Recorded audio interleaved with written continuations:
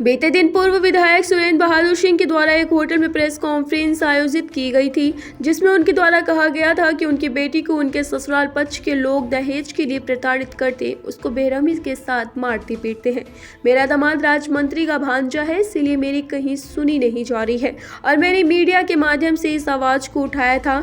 इसके साथ ही उनके द्वारा जिले के सफेद पोस्ट जितने भी नेता हैं उनके बारे में भी कहा गया था कि इन लोगों ने मुझसे पैसे लिए थे, वह भी नहीं लौटा रहे हैं, क्योंकि यह सभी भाजपा के नेता हैं, मंत्री हैं, विधायक हैं और भाजपा 2024 इनके सहारे सत्ता में आना चाहती है। जबकि अगर यह लोग रहेंगे तो भाजपा को गर्त में पहुंचा देंगे। मेरे पास जिले में जितने भी सफेद पोस्ट नेता हैं उनके काले कारनामों का पूरा चिट्ठा है।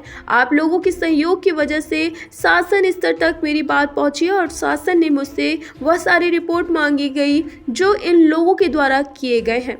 हमारे पास इंस्पेक्टर सरेनी का फोन आया।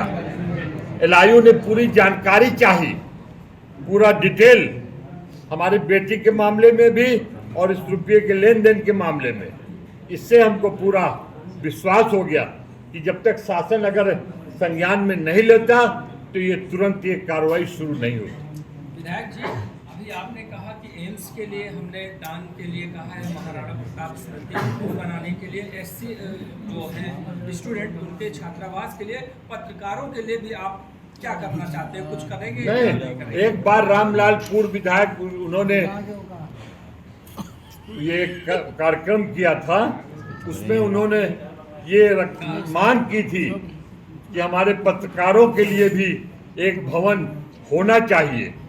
हमारा नाम लेके नहीं कहा था, उन्होंने कहा था कि एक भवन पत्रकारों के लिए होना चाहिए। हमने खड़े होकर के तुरंत इसको स्वीकार किया और कहा अगर हमको भूमि उपलब्ध करा दी जाएगी, चाहे विधायक के द्वारा, पूर्व विधायक के द्वारा, चाहे पत्रकारों के द्वारा, तो हम पत्रकारों के लिए एक पत्रकार भवन बनवा देने का हमने पूरा आश्वासन दिया था, विश्वास दिलाया। और हम जो भी निर्माण कार्य करेंगे भविष्य में, इस 15 करोड़ रुपए से हम चाहेंगे सरकार से, केंद्र हो प्रदेश हो, कि उसका पूरा पैसा इसी जनपद में लगाया जाए और जो भी निर्माण कार्य किया जाए उसमें हमारे माता पिता का नाम जरूर लिखा जाए। विधायक जी, विधायक एक करके आज प्रेस कॉन्फ्रेंस का क्या उद्देश्य है? दोबारा से प्रेस कॉन्फ्रेंस कर रहे हैं।